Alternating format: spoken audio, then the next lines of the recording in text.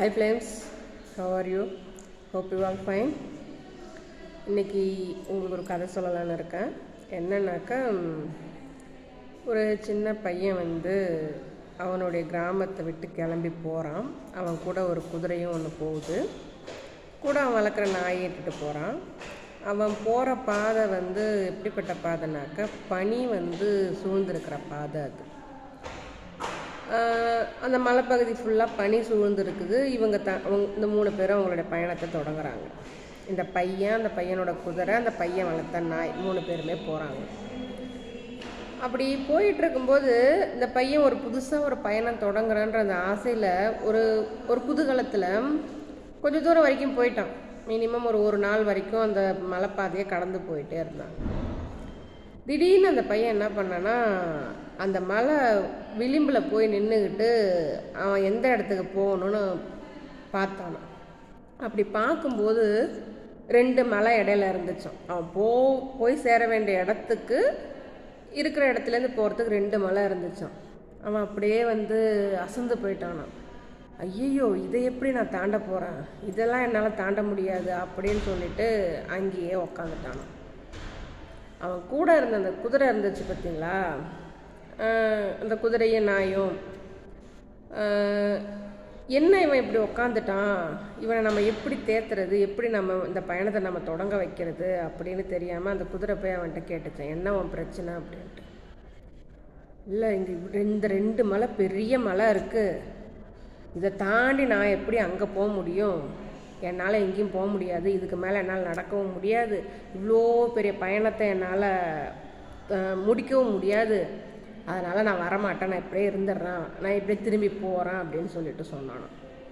அதுக்கு அந்த குதிரை சொல்லிச்சான், நீ போக வேண்டிய இடம் எதுன்னு உனக்கு தெரிஞ்சிருச்சு இல்லை? ஆமாம் தெரியும். இப்போ உனக்கு முன்னாடி ஒரு அடி எடுத்து வைக்க உன்னால் முடியுமா அப்படின்னு கேட்டுச்சான். ஓ, அது முடியுமே அப்படின்னு சொல்லிச்சான். அப்போது முதல்ல அந்த அடி எடுத்து வை, அடுத்து சரி எடுத்து வச்சுட்டு அடுத்து நான் என்ன பண்ணணும், அடுத்த அடியை எடுத்து வைக்கிறதுக்கு வழி தெரியுதா பாரு அப்படின்னுச்சான். அவனை பார்த்தானா அடுத்த அடி எடுத்து வச்சானா. இது மாதிரி அந்த குதிரை சொல்ல சொல்ல சொல்ல அவன் கொஞ்சம் தூரம் நடந்து வந்துட்டானான். அப்போ அந்த குதிரை சொல்லிச்சான், நீ உன்னுடைய இலக்கு அவ்வளோ தூரத்தில் இருக்குன்ட்டு நீ மலைச்சி போன பத்தியா, அது தப்பு. ஏன்னா உன் முன்னாடி இத்தனை அடிகள் உன் முன்னாடி இருக்கும்போது இதை பார்க்காம நீ அங்கே இருக்கிற அந்த இலக்கை நோக்கண பற்றியா, அதை நோக்கி அசந்து போய் உக்காந்த பற்றியா, அது தப்பு. உன் முன்னாடி என்ன இருக்குது, உன் முன்னாடி வழி இருக்கா, நீ முதல்ல யோசிச்சிருக்கணும். உன் இலக்கு எங்கே வேணாலும் இருக்கட்டும், அந்த இலக்கை நீ நினைக்கும்போது உனக்கு மலைப்பாக தான் இருக்கும். ஆனால் உன் முன்னாடி இருக்கிற ஒரு அடியாக நீ எடுத்து வச்ச அப்படின்னாக்கா உன்னோட இலக்கை நீ அடைஞ்சிட முடியும் அப்படின்னு சொல்லி அந்த குதிரை சொல்லிச்சுங்களா. கதை நல்லா இருக்குதுங்களா? உங்களுக்கு நான் என்ன சொல்ல வரேன்றதும் உங்களுக்கு தெரியும். வாழ்க்கையில் ஏதோ ஒரு குறிக்கோள் கண்டிப்பாக எல்லார்ட்டையுமே இருக்கும். சில பேருக்கு நம்ம ஃபேமிலியை நல்லபடியாக வச்சுக்கணும், குடும்பத்தில் உள்ளவங்க நல்லா வச்சுருக்கணும், பிள்ளைகளை நல்லபடியாக கட்டி கொடுக்கணும், பிள்ளைகளை நல்லா படிக்க வைக்கணும், இல்லை நாம் ஒரு நல்ல பொசிஷனுக்கு போகணும், இல்லை பசங்களாக இருந்தாக்கா நாம் இதை தாண்டி நல்லா படித்து மேலே வரணும் அப்படின்னு எல்லாருக்குமே ஒரு குறிக்கோள் லைஃப்பில் இருக்கும். பட் நம்ம எல்லாரும் என்ன பண்ணுறோம், மற்றவங்களுடைய வெற்றி கதைகளை மட்டும் கேட்டுக்கிட்டு நாம் எப்படி அந்த இடத்துல போய் நிற்கிறதுன்னு யோசிக்கிறோம். இடையில பாதை இருக்குது பார்த்தீங்களா, அதை பற்றி யாரும் யோசிக்கிறது இல்லை நாம். சரிங்களா? என்றைக்கா இருந்தாலும் நம்ம மனசில் ஒரு விதை விழுந்துருச்சு அப்படின்னாக்க என்றைக்கா இருந்தாலும் அந்த இலக்கை நாம் அடைய தான் போகிறோம். ஆனால் அந்த இலக்கை நினச்சி மலைச்சி போய் அசந்து போய் சோர்ந்து போய் எப்படா பண்ண போகிறோம் அப்படின்னு யோசிக்காமல் இப்போ நம்ம என்ன பண்ணுறோம், அந்த இலக்கை அடையிறதுக்கு இப்போ நம்ம என்ன பண்ணுறோம், இப்போ அடுத்தடி நம்ம என்ன செய்யணும், அடுத்து நம்ம என்ன பண்ணணும்.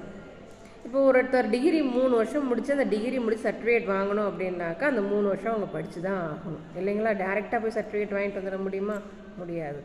அதே போல தான் நம்ம உடம்புல ஏதோ ஒரு பிரச்சனை இருக்குது அப்படின்னாக்கா நம்ம என்ன எதிர்பார்க்குறோம், மாத்திரை போட்ட உடனே அது சரியாக போயிடணும், இல்லை நம்ம டாக்டர்கிட்ட காமிச்ச உடனே அது சரியாக போகணும்னு எதிர்பார்க்குறோம். அது நடக்காது.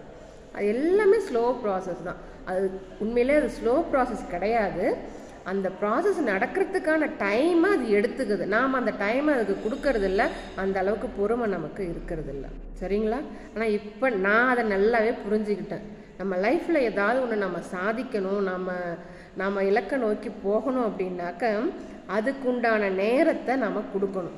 அந்த நேரத்தை கொடுக்கறதுக்கு நாம் என்ன பண்ணணும், நாம் ஒரு ஸ்டெப்பாக ஒரு படியாக எடுத்து வச்சு போயிட்டே இருக்கணும்.